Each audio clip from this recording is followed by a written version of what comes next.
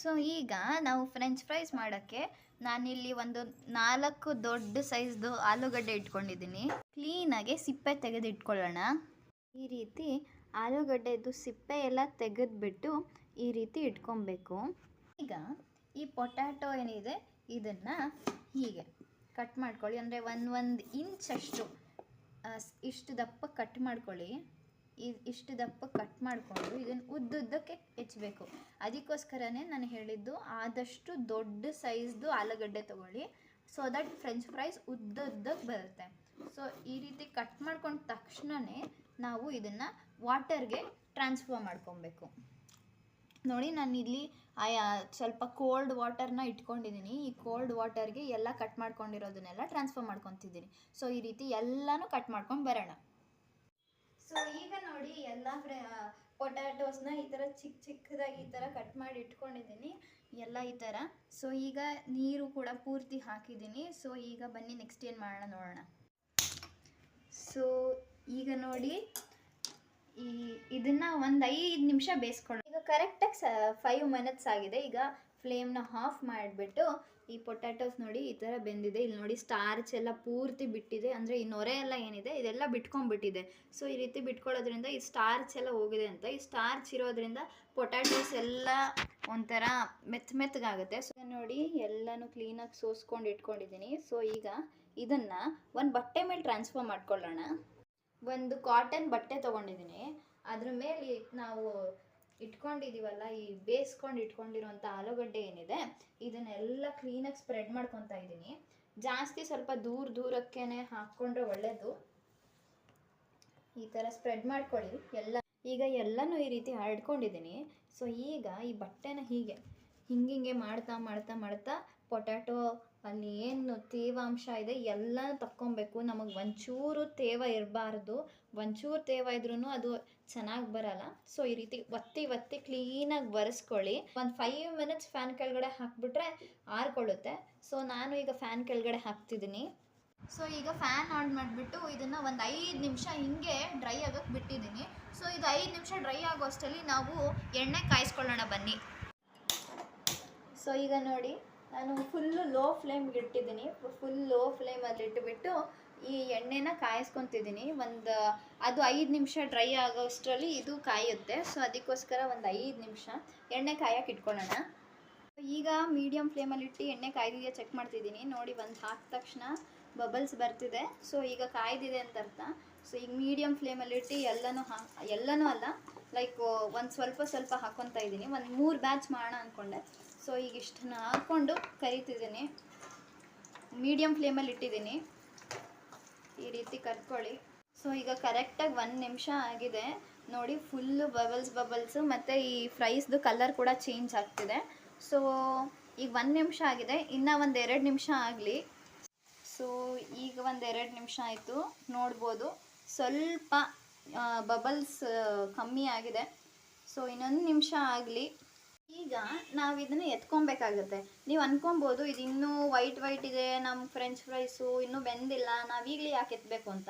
So ನಾವು ಇದನ್ನು double fry ಮಾಡ್ತಿರೋದ್ರಿಂದ ಈಗಲೇ ಎತ್ತಬೇಕು. ಯಾಕಂದರೆ ನಮಗೆ ಫುಲ್ ಕ್ರಿಸ್ಪಿಯಾಗಿ ಸೂಪರಾಗಿ ಹೊರಗಡೆ ಹೇಗೆ ಫ್ರೆಂಚ್ ಫ್ರೈ ಸಿಗುತ್ತೋ ಹಾಗೇ ಸಿಗಬೇಕು ಅಂದರೆ ನಾವು ಈಗಲೇ ಇದನ್ನು ಎತ್ತಬೇಕಾಗುತ್ತೆ. ಸೊ ದಟ್ ಆಗಿ ನಮಗೆ ಸೂಪರಾಗಿ ಬರುತ್ತೆ. ಸೊ ಈಗ ಎತ್ತೋಣ. ಸೊ ನೋಡಿ, ಈ ಥರ ಬಂದಿದೆ. ಈ ಥರ ಟೆಕ್ಸ್ಚರ್ ಇದೆ. ತೆಗಿಯೋಣ. ಎಣ್ಣೆ ಬಂದರೆ ಏನು ಪರವಾಗಿಲ್ಲ, ಯಾಕಂದರೆ ಡಬಲ್ ಫ್ರೈ ಮಾಡುವಾಗ ಇನ್ನೊಂದ್ಸರಿ ಹೋಗುತ್ತೆ. ಸೊ ಇಷ್ಟು ಕಲರ್ ಇದ್ದರೆ ಸಾಕು, ತಕ್ಕೊಂಬಿಡಿ. ಜಾಸ್ತಿ ಎಲ್ಲ ಬೇಯಿಸೋಕ್ಕೆ ಹೋಗಬೇಡಿ. ಸೊ ಈಗ ಎಲ್ಲನೂ ತಕ್ಕೊತಿರೋಣ. ಸೊ ಈಗ ಎಲ್ಲನೂ ಕರೆದಿಟ್ಕೊಂಡಿದ್ದೀನಿ. ಸೊ ಈಗ ನಾನು ಇದನ್ನು ಒಂದು ಲಿಡ್ನ ಕ್ಲೋಸ್ ಮಾಡಿಬಿಟ್ಟು ಫ್ರೀಝರಲ್ಲಿ ಒಂದು 30 ಮಿನಿಟ್ಸ್ ಅಥವಾ 20 ಮಿನಿಟ್ಸ್, ಆದಷ್ಟು ಒಂದು 10 ಮಿನಿಟ್ಸ್ ಇಟ್ಟರು ನಡೆಯುತ್ತೆ. ಒಂದು 20-30 ಮಿನಿಟ್ಸ್ ಇದ್ದರೆ ಸೂಪರಾಗಿ ಆಗುತ್ತೆ. ಸೊ ಈಗ ನಾನು ಒಂದು 20 ಮಿನಿಟ್ಸ್ ಫ್ರೀಝರಲ್ಲಿ ಇಡ್ತಿದ್ದೀನಿ. ನಾಟ್ ಡೀಪ್ ಫ್ರೀಝರ್ ಅಲ್ಲ, ಬರೀ ಕಾಮನ್ ಫ್ರೀಝರಲ್ಲೇ ಇಡ್ತಿದ್ದೀನಿ. ಕಾಮನ್ ಕಂಟೈನರ್ಸ್ ಎಲ್ಲ ಇಡೋ ಜಾಗದಲ್ಲೇ.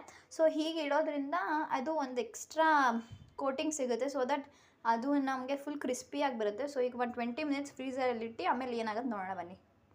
ಲಿಡ್ ಕ್ಲೋಸ್ ಮಾಡಿ ಈಗಲೇ ಯೂಸ್ ಮಾಡೋದ್ರಿಂದ ಸೊ ಇನ್ನೊಂದು ಪ್ಲೇಟ್ ಕ್ಲೋಸ್ ಮಾಡಿಬಿಟ್ಟು ಫ್ರೀಝರಲ್ಲಿ ಇಟ್ಟರೆ ನಡೆಯುತ್ತೆ. ಅದೇ ನೀವು ಏನಾದರೂ ಸ್ಟೋರ್ ಮಾಡ್ಕೊತೀನಿ ಅಂದರೆ ಇದನ್ನು 7 to 10 days ಇಟ್ಕೊಂಡು ಸ್ಟೋರ್ ಮಾಡಿಟ್ಕೊಂಡು ತಿನ್ಬೋದು. ಸೊ ಅದಕ್ಕೋಸ್ಕರ ಒಂದು ಏರ್ ಕಂಟೈನರಲ್ಲಿ ಹಾಕಿದ್ರೆ ಆಯಿತು. ಸೊ ಈಗ ಒಂದು 20 ಮಿನಿಟ್ಸ್ ಆದಮೇಲೆ ಇದನ್ನು ಆಚೆಗೆ ತೆಗ್ದಿದ್ದೀನಿ. ಸೊ ಇದರ ಸೈಜ್ ಎಲ್ಲ ಫುಲ್ ಸಣ್ಣ ಆಗಿಬಿಟ್ಟಿದೆ, ಅಂದರೆ ಫುಲ್ಲು ತೆಳುವಾಗಿ ಸಣ್ಣ ಆಗಿಬಿಟ್ಟಿದೆ. ಸೊ ಏನು ಭಯ ಪಡೋ ಅಂಥ ಅವಶ್ಯಕತೆ ಏನಿಲ್ಲ. ಎಣ್ಣೆ ಹಾಕಿದಾಗ ಫುಲ್ ಕ್ರಿಸ್ಪಿ ಆಗಿ ಮತ್ತು ಫುಲ್ಲು ಕ್ರಂಚಿಯಾಗಿ ಮೇಲ್ಗಡೆ ಒಳಗಡೆ ಸಾಫ್ಟಾಗಿ ಆಗುತ್ತೆ. ಸೊ ಈಗ ಇದನ್ನು ಆಚೆಗಡೆ ತೆಗ್ದಿದ್ದೀನಿ. ಇದನ್ನು ಫ್ರಿಡ್ಜಲ್ಲಿ ತೆಗ್ದ ತಕ್ಷಣ ಡೈರೆಕ್ಟಾಗಿ ಎಣ್ಣೆಗೆ ಹಾಕೋದು ಒಳ್ಳೆಯದಲ್ಲ. ಸೊ ಅದಕ್ಕೋಸ್ಕರ ಇದು ತೆಗ್ದು ಒಂದು ಬಿಡೋಣ ಸ್ವಲ್ಪ ಹೊತ್ತು. ಅಷ್ಟರಲ್ಲಿ ಎಣ್ಣೆ ಕಾಯಕ್ಕೆ ಇಟ್ಟಿದ್ದೀನಿ. ಸೊ ಎಣ್ಣೆ ಕಾಯೋ ಅಷ್ಟರಲ್ಲಿ ಇದು ನಾರ್ಮಲ್ ಟೆಂಪ್ರೇಚರ್ಗೆ ಬರುತ್ತೆ, ಕರ್ಕೊಬೋದು. ಸೊ ಈಗ ಜಾಸ್ತಿ ಹಾಕಿದ್ರು ನಡೆಯುತ್ತೆ.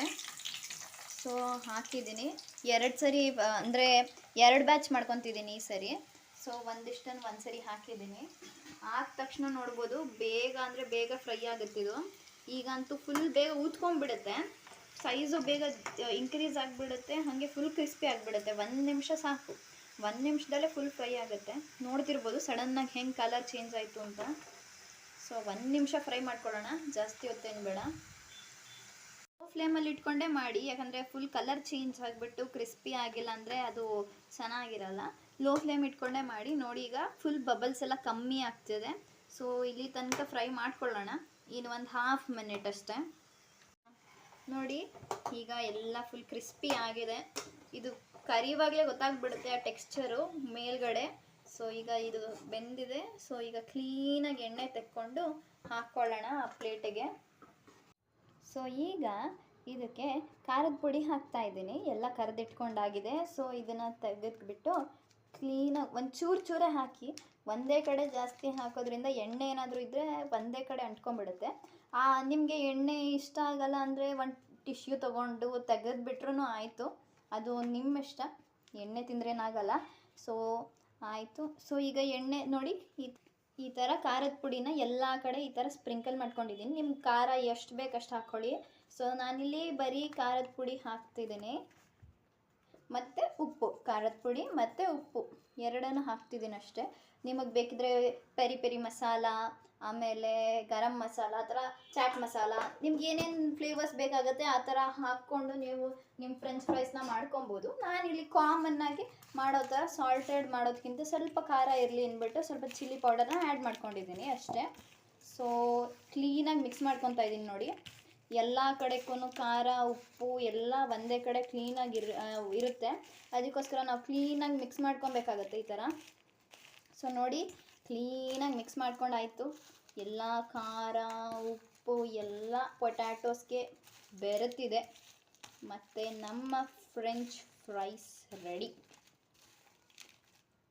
ಈಗ ನೋಡಿ ಸೂಪರ್ ಡಿಲಿಷಿಯಸ್ ಆಗಿರೋಂಥ ನಮ್ಮ ಫ್ರೆಂಚ್ ಫ್ರೈಸ್ ರೆಡಿ ಆಗಿದೆ. ಸೊ ನಿಮಗೆ ಈ ವಿಡಿಯೋ ಇಷ್ಟ ಆಯಿತು ಅಂದ್ಕೊತೀನಿ. ಇಷ್ಟ ಆದರೆ ಪ್ಲೀಸ್ ಲೈಕ್ ಮಾಡಿ, ಶೇರ್ ಮಾಡಿ, ನಿಮ್ಮ ಫ್ರೆಂಡ್ಸ್ ಫ್ಯಾಮಿಲೀಸ್ಗೆಲ್ಲ ಶೇರ್ ಮಾಡ್ಕೊಳ್ಳಿ. ಮತ್ತು ನನ್ನ ಚಾನಲ್ಗೆ ಸಬ್ಸ್ಕ್ರೈಬ್ ಮಾಡಿ ಈ ಥರ ಹೊಸ ಇಂಟ್ರೆಸ್ಟಿಂಗ್ ರೆಸಿಪೀಸ್ಗೋಸ್ಕರ. Thank you.